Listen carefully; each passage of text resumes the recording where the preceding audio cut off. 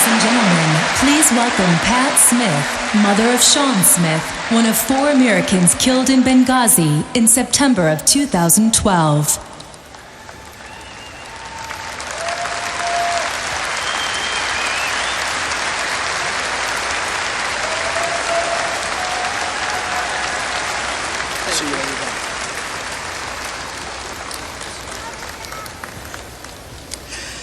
My name is Patricia Smith. My son, Sean, was one of 4 brave Americans killed during the 2012 terrorist attack at Benghazi.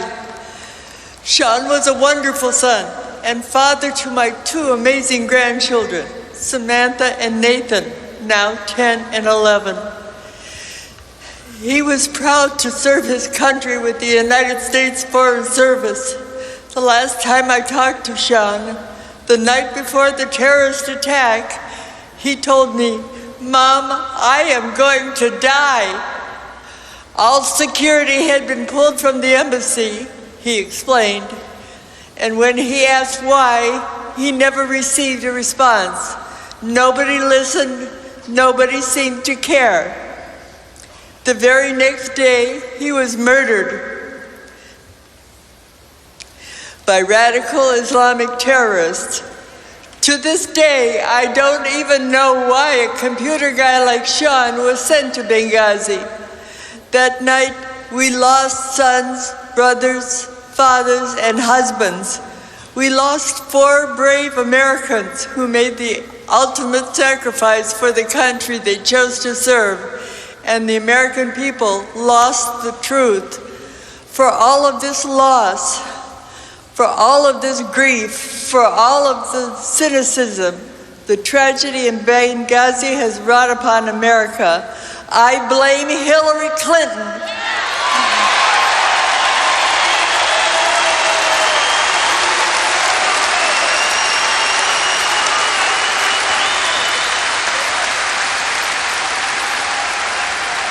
I blame Hillary Clinton personally for the death of my son. That's personally. In an email to her daughter shortly after the attack, Hillary Clinton blamed it on terrorism. But when I saw Hillary Clinton, she sure is. She sure is. She lied to me and then called me a liar.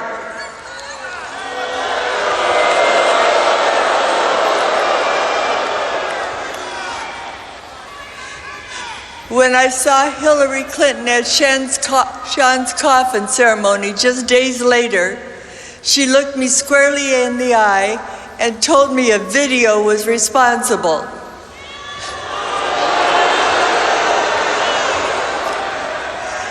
Since then, I have repeatedly asked Hillary Clinton to explain to me the real reason why my son is dead. I'm still waiting.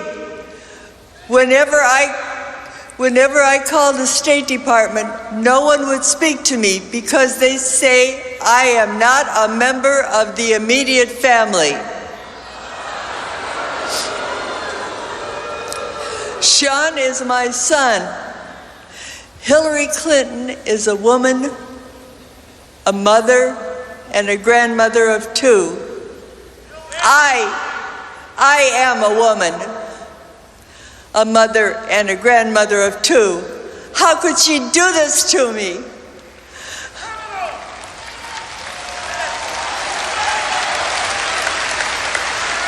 How could she do this to any American family?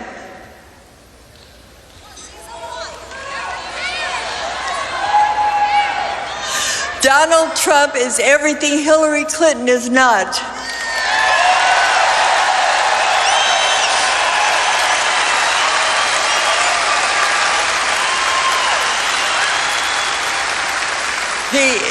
He is blunt, direct, and strong. He speaks his mind and his heart. And when it comes to the threat posed by radical Islamic terrorism, he will not hesitate to kill the terrorists who threaten American lives.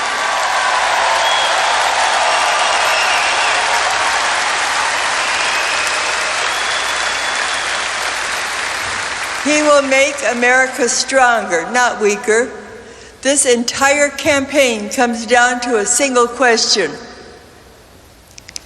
If Hillary Clinton can't give us the truth, why should we give her the presidency?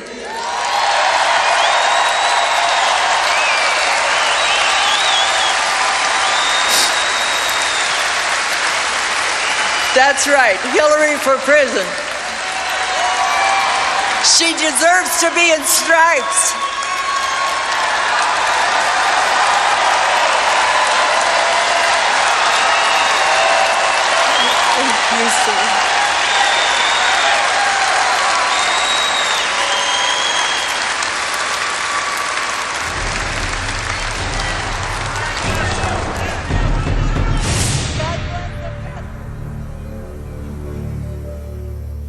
My name is Bill Cowan. We don't come to you as Republicans or Democrats or with any party affiliation. We come to you instead as Americans who care about our country and about our comrades in arms. We don't deal with failed leadership, false promises, and Washington double talk when American lives are at stake. But those are the exact problems that the Select Committee on Benghazi uncovered. I mean, Libya was a different kind of calculation, and we didn't lose a single person. We didn't lose a single person. We didn't lose a single person. Single person. Single person. Single person. We honor the memories of Ambassador Chris Stevens, Sean Smith, Glenn Darty, and Tyrone Woods. Their families have dealt with the reality of their deaths because of their service to America. And this is the simple story of those men's reality on the ground in Benghazi. Our intelligence agencies knew that some of the rebels we supported were terrorists. Some were members of the Libyan Islamic Fighting Group. All of them were Al-Qaeda groups on the State Department terrorist list. One of the terrorist commanders was even a former inmate at Guantanamo Bay. The day before the Benghazi terrorist attacks, President Obama conferred with his cabinet to see what might be needed for the anniversary of 9/11. Hillary Clinton and Leon Panetta were present. Not a single change was made that might have helped those in the high-risk area of Benghazi. It was sudden, violent, and brutal. It was a terrorist attack. No one could have possibly known how long it would last. Glenn Darty was in Tripoli. His comrades were under attack. He answered their calls for help and went to the sound of the guns. At 7 p.m. in Washington, Panetta ordered the appropriate staff in the DoD to initiate movement, some 3+ hours after the message came in that there were Americans under fire. At a 7:30 meeting, Hillary Clinton's State Department requested that the Marines go in civilian clothes, no military uniforms, and no weapons, in a war zone where Americans were under fire, because they didn't want to look like an invasion. Because we didn't want to offend anybody. Really? And even before the final American deaths occurred, Secretary Clinton sent out a statement blaming it on a spontaneous protest about a video, while privately telling others it was a terrorist attack. Most folks don't take mortars to a protest. In the end, not one U.S. military aircraft, not one soldier outside of Libya was sent to Benghazi, where a battle dragged on for hours. Washington never intended to send anybody to Benghazi. Americans don't leave a man behind. It's not who we are. It's not what we do. Yet we don't want our teammates coming home in flag-draped coffins because of failed leadership, false realities, and Washington bureaucrats who don't have their policies or priorities straight. We want them coming home with honor to their families and a grateful nation that can say, thank you for your service.